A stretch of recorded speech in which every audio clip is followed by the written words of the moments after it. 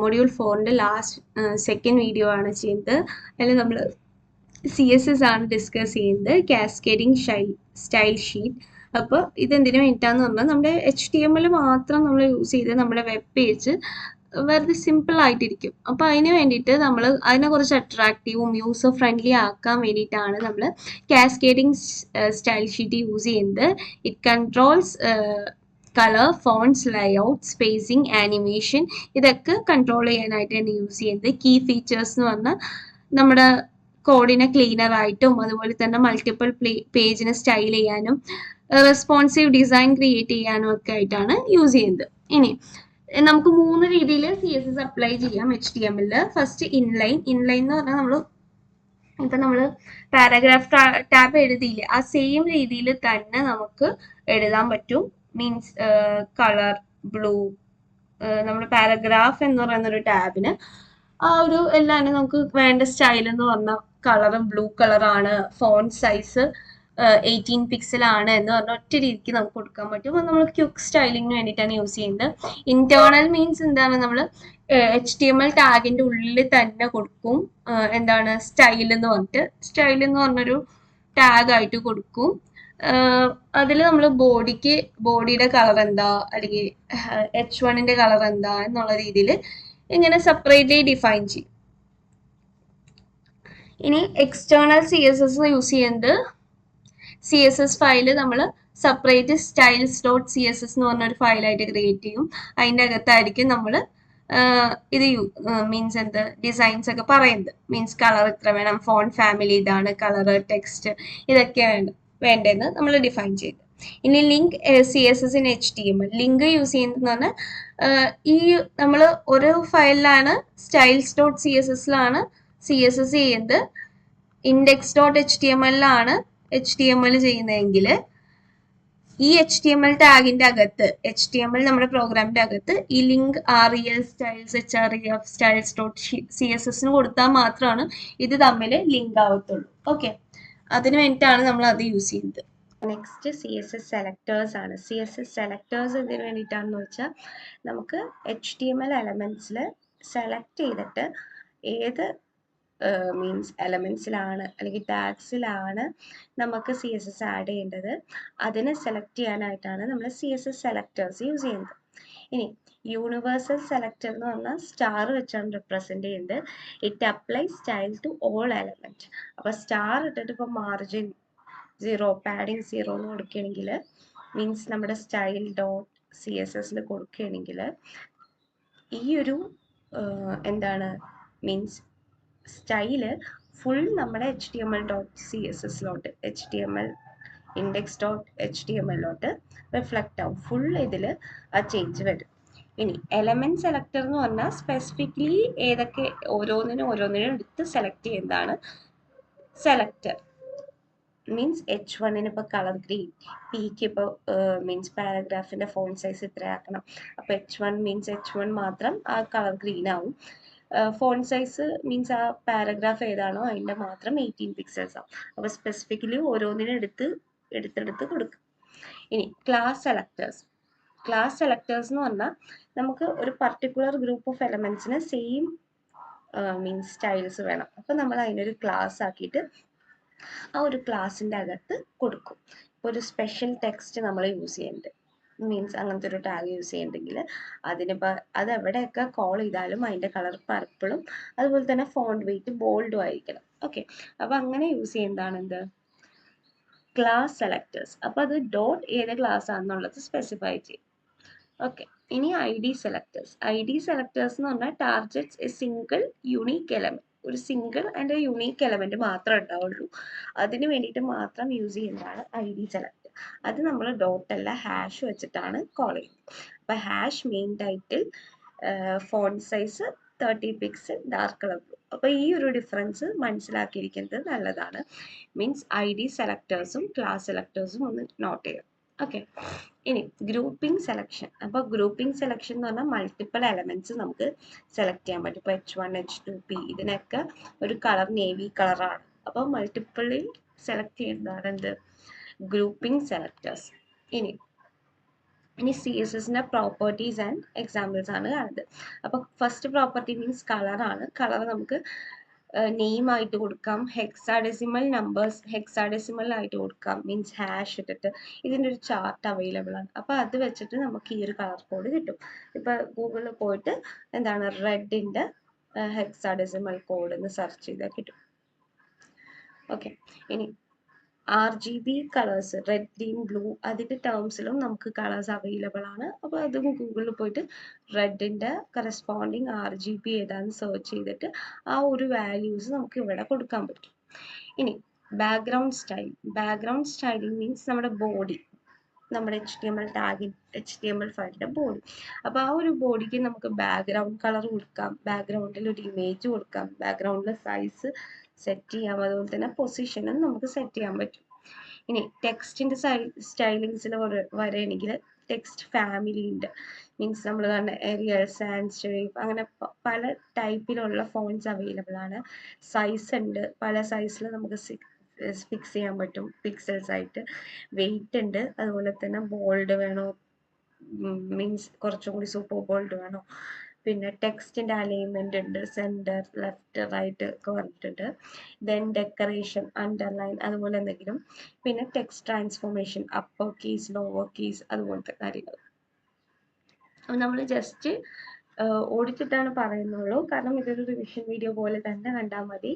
Detailed ആയിട്ട് ഇതിൽ ഭയങ്കര നോട്ട്സ് നമ്മൾ കൊടുത്തിട്ടില്ല. ലാസ്റ്റ് മൊഡ്യൂൾ കുറച്ചുകൂടി പ്രോഗ്രാമിംഗ് ബേസിസിലോട്ട് വരുമ്പോൾ നിങ്ങൾ പ്രോഗ്രാമിംഗ് ചെയ്ത് പഠിക്കണം. കൂടുതലായിട്ട് നമുക്ക് എക്സ്പ്ലെയിൻ ചെയ്യുന്നതിനേക്കാളും പ്രോഗ്രാമിംഗ് ആകുമ്പോൾ കുറച്ചും കൂടി മനസ്സിലാക്കിയിട്ട് ചെയ്യുന്നതായിരിക്കും നല്ലത്. ഇനി ബോക്സ് മോഡൽ എന്ന് പറഞ്ഞാൽ ഒരു ബോക്സ് മോഡൽ എന്ന് പറയുമ്പോൾ അതിൻ്റെ അടുത്ത് കണ്ടന്റ് ഉണ്ടാവും, പാഡിങ് ഉണ്ടാവും, ബോർഡർ ഉണ്ടാവും, മാർജിൻ ഉണ്ടാവും. അപ്പോൾ ഇതെല്ലാം നമ്മൾ സെറ്റ് ചെയ്യണം. അപ്പോൾ മാർജിൻ എന്ന് പറഞ്ഞാൽ എന്താണ്? Space outside the element. ഒരു എലമെന്റ് ഇവിടെ കൊടുത്തിട്ടുണ്ടെങ്കിൽ ഈ ഒരു ആ ഒരു എലമെന്റിന്റെ പുറത്തുള്ള സ്പേസ് ആണ് എന്ത്? മാർജിൻ. ഓക്കെ, ഇനി ഇതാണ് നമ്മുടെ എലമെന്റ്, ഈ ഒരു ലൈൻ. ഓക്കെ, ഈ ബോൾഡ് ആയിട്ട് വരക്കുന്ന ലൈനാണ് എലമെന്റ് എന്ന് വിചാരിക്കുക.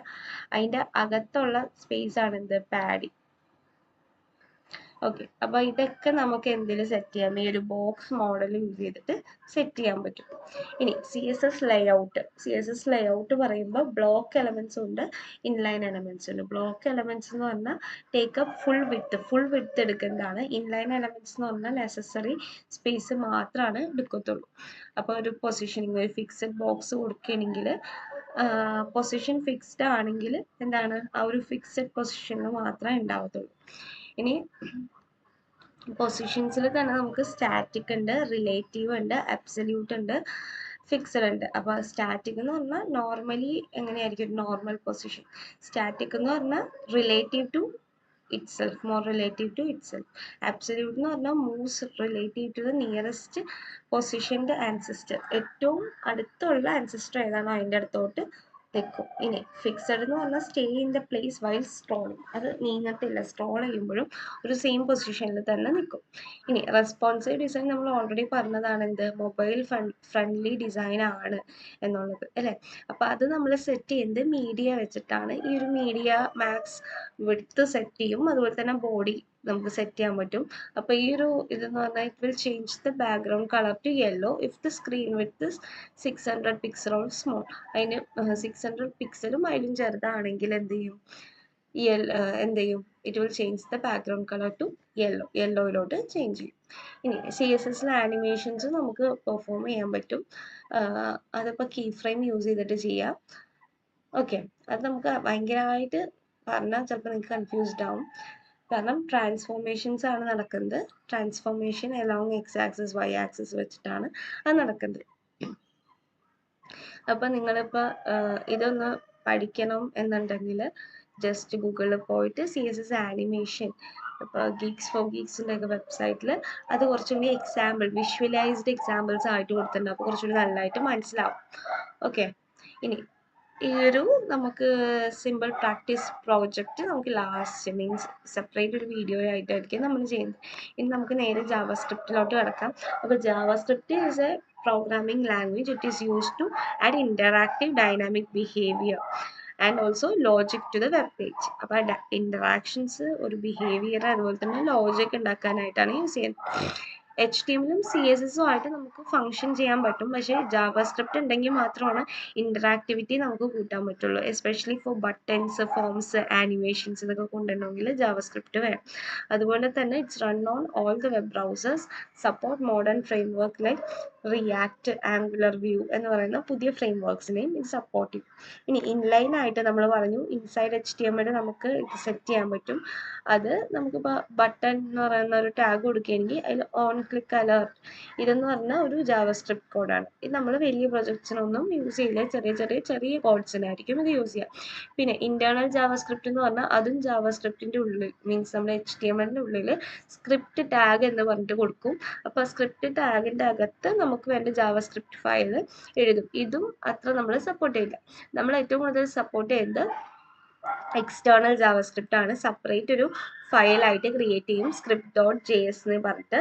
അപ്പോൾ ഈ script.js നമുക്ക് ലിങ്ക് ചെയ്യണം HTML ആയിട്ട്. അപ്പോൾ അതിന് വേണ്ടിയിട്ട് നമ്മൾ എന്ത് ചെയ്യും, സ്ക്രിപ്റ്റ് src script.js എന്ന് പറഞ്ഞാൽ ഈ ഒരു ടാഗ് നമ്മുടെ HTML കൊടുക്കണമെങ്കിൽ നമ്മൾ എന്താണ് script.js-ഉം HTML ഫയലും കൂടി ലിങ്ക് ആവും. അപ്പോൾ ഇത് console.log ഈ ഒരു കോഡ് എന്ന് പറഞ്ഞാൽ ഒരു സിമ്പിൾ ജാവാസ്ക്രിപ്റ്റ് ഫയലാണ്. ഹലോ എന്ന് പ്രിന്റ് ചെയ്യാൻ, hello this is external JavaScript file. അപ്പോൾ ഇതാണ് നമ്മൾ കൂടുതലും യൂസ് ചെയ്യുന്ന എക്സ്റ്റേണൽ. കാരണം അത് നമ്മൾ HTML ക്ലീനറും അതുപോലെ തന്നെ ജാവാസ്ക്രിപ്റ്റിൻ്റെ കോഡ് റീയൂസബിൾ ആയിട്ട് വെക്കും.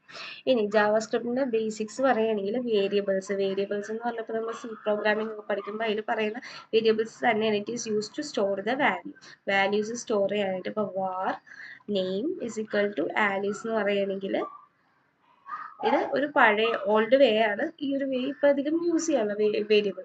ഇപ്പം നമ്മൾ ചേഞ്ച് ലെറ്റ് ആണ് കൊടുക്കുക. Let age is equal to 25. അപ്പം ഏജ് എന്ന് പറയുന്ന വാല്യൂ 25 ആണ്. അതുപോലെ തന്നെ കോൺസ്റ്റ് കൊടുക്കാം. Const means value that cannot be change. ഇപ്പോൾ കൺട്രി ഈക്വൽ ടു ഇന്ത്യ കൊടുക്കുകയാണെങ്കിൽ എപ്പോഴും കൺട്രി വിളിക്കുമ്പോൾ അത് ഇന്ത്യ തന്നെ ആയിരിക്കും. അപ്പോൾ console.log നെയിം ഏജ് കൺട്രി എന്ന് കൊടുക്കുകയാണെങ്കിൽ ഇവിടെ എന്ത് പ്രിന്റ് ആവും, ആലിസ് 25 ഇന്ത്യ എന്ന് പ്രിന്റ് ആവും. ഓക്കെ, നമ്മൾ പ്രിന്റ് ചെയ്യാൻ വേണ്ടിയിട്ട്. അപ്പോൾ നമ്മളിവിടെ ലെറ്റും കോൺസ്റ്റും ആണ് യൂസ് ചെയ്യുന്നത് ഇൻസ്റ്റെഡ് ഓഫ് വാറിന് പകരം.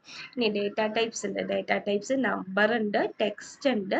Is true means boolean represent ചെയ്യാനായിട്ടാണ്. പിന്നെ array numbers equal to array ഫോർമാറ്റിൽ എഴുതാം.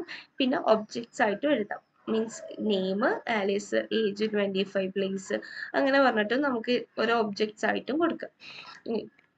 Operators means both support arithmetic and comparison operators.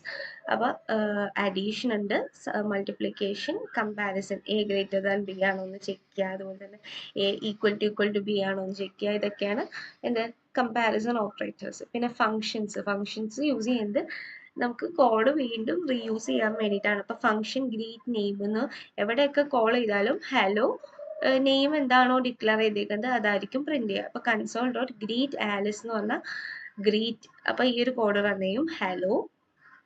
ഇതിൻ്റെ ഔട്ട്പുട്ട് എന്ന് പറഞ്ഞാൽ ഇതായിരിക്കും ഹലോ ആലിസ് ഒരു എക്സ്ക്ലമേഷണറി മാർക്ക്. ഓക്കെ, ഇനി ആരോ ഫംഗ്ഷൻ യൂസ് ചെയ്യുന്നത്, ആരോ ഫംഗ്ഷൻ എന്ന് പറഞ്ഞാൽ ഷോർട്ടർ വേർഷൻ ആണ്.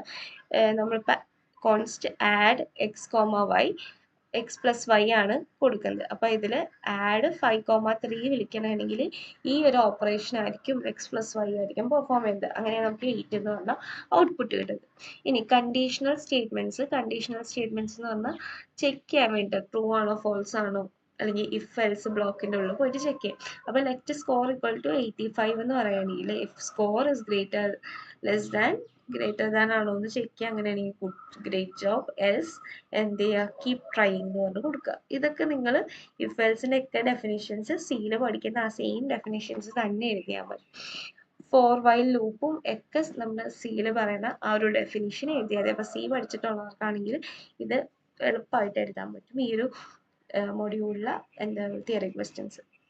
ഓക്കെ, അതാണ് നമ്മൾ ഇത്രയും ഡീറ്റെയിൽ ആയിട്ട് ഒന്നും കൂടി പോകത്തെ, കാരണം രണ്ട് ലാംഗ്വേജസും കൂടി പഠിച്ചു വരുമ്പോൾ കൺഫ്യൂഷനാവും. അപ്പോൾ സിൻ്റെ സെയിം ഡെഫിനിഷൻ തന്നെ എഴുതിയാൽ പക്ഷേ കോഡ് മാറ്റണം. ഓക്കെ, അപ്പോൾ ഇവിടെ അടുത്ത ലൂപ്പാണ്. Loop helps to repeat the task for let i is equal to 1, i greater less than or equal to 5, i++. അങ്ങനെയാണെങ്കിൽ എന്ത് ചെയ്യും, ലൂപ്പ് ചെയ്തുകൊണ്ടിരിക്കും. ഓക്കെ, അതിന് വേണ്ടിയിട്ടാണ് ലൂപ്പ് ഫങ്ഷൻസ് യൂസ് ചെയ്യുന്നത്. പിന്നെ ഇതിൽ പറയുന്ന ഒരു ഡോം മാനിപ്പുലേഷൻ ഉണ്ട്, document object model. Document object models allow JavaScript to change the HTML and CSS dynamically. HTML ഉം CSS ഉം ഡൈനാമിക്കലി ചേഞ്ച് ചെയ്യാൻ വേണ്ടിയിട്ടാണ് ഡോം ഓപ്പറേഷൻസ് ചെയ്യുന്നത്. സെലക്ടിങ് എലമെന്റ്സ് സെലക്ട് ചെയ്യാൻ വേണ്ടി. ഇപ്പം let title is equal to document get I D by get element by I D. അപ്പോൾ ഓരോന്നിൻ്റെയും സെലക്റ്റഡ് ബൈ ഐ ഡി വെച്ചിട്ട് ഇത് സെലക്ട് ചെയ്യും. ഇനി let paragraph document dot get element by tag name. അങ്ങനെയാണെങ്കിൽ എല്ലാത്തിൻ്റെയും tag name P means paragraph tag name ഉള്ള എല്ലാവരെയും റീഡ് ചെയ്യും. ഇനി button selected by the class dot B T എന്ന് പറയുന്ന ക്ലാസ് വെച്ചിട്ട് കോൾ ചെയ്യും. ഇനി ടെക്സ്റ്റ് ചേഞ്ച് ചെയ്യാനാണെങ്കിൽ ഇപ്പോൾ ഒരു ഇന്നർ ടെക്സ്റ്റിനെ വിളിക്കണമെങ്കിൽ അത് മാറ്റിയിട്ട് ഹലോ ജാവാസ്ക്രിപ്റ്റ് എന്ന് പറഞ്ഞിട്ട് പ്രിന്റ് ആവും. ഇനി സ്റ്റൈല് വെച്ചിട്ടാണെങ്കിൽ സ്റ്റൈല് നമുക്ക് ചേഞ്ച് ചെയ്യാൻ പറ്റും. ഇപ്പം അതിൻ്റെ കളർ വേറെ എന്തെങ്കിലും കളറാണെങ്കിൽ അതിനെ ഇപ്പോൾ ഹെഡിങ് വെച്ച് കോൾ ചെയ്യണമെങ്കിൽ അതിൻ്റെ കളർ ബ്ലൂ ആവും. ഇനി ബട്ടൺ വെച്ച് കോൾ ചെയ്യണമെങ്കിൽ അത് വേറൊരു ക്ലിക്കിൽ ബട്ടൺ ക്ലിക്ക്ഡ് എന്ന് പറഞ്ഞൊരു അലേർട്ട് മെസ്സേജ് പ്രിന്റ് ആവും. അപ്പോൾ ഇത്രേ ഉള്ളൂ. നമുക്കിപ്പോൾ ബേസിക് ഓഫ് ജാവാസ്ക്രിപ്റ്റ് പഠിക്കാനാണെങ്കിൽ മീൻസ് ഇൻട്രാക്ടിവിറ്റിക്ക് വേണ്ടിയിട്ടാണ് കൂടുതൽ യൂസ് ചെയ്യുന്നത്. പിന്നെ ഡോം ഒന്ന് പഠിക്കുക, ഡോക്യുമെന്റ് ഒബ്ജക്ട് മോഡൽ, കോൺസ്റ്റും ലെറ്റും പഠിക്കുക. അതുപോലെ തന്നെ ഇഫ് എൽസ് ഫോർ വൈൽ ഇതൊക്കെയാണ് കൺട്രോൾ ലോജിക്സ് ആയിട്ട് യൂസ് ചെയ്യുന്നത്. നമ്മൾ നെക്സ്റ്റ് വീഡിയോയിൽ ഇതിൻ്റെ എല്ലാം പ്രാക്ടിക്കലി ആയിട്ടുള്ള വീഡിയോ ആയിരിക്കും കാണിക്കുന്നത്. ഓക്കെ, അപ്പോൾ അത്രേ ഉള്ളൂ. അതുപോലെ തന്നെ എക്സാമിന് വേണ്ടിയിട്ടുള്ള ക്വസ്റ്റ്യൻസും ആയിരിക്കും ലാസ്റ്റ് വീഡിയോയിൽ നമ്മൾ ഡിസ്കസ് ചെയ്തത്. അതോടുകൂടി ഈ ഒരു മൊഡ്യൂൾ നമ്മുടെ കംപ്ലീറ്റ് ആയി. Thank you.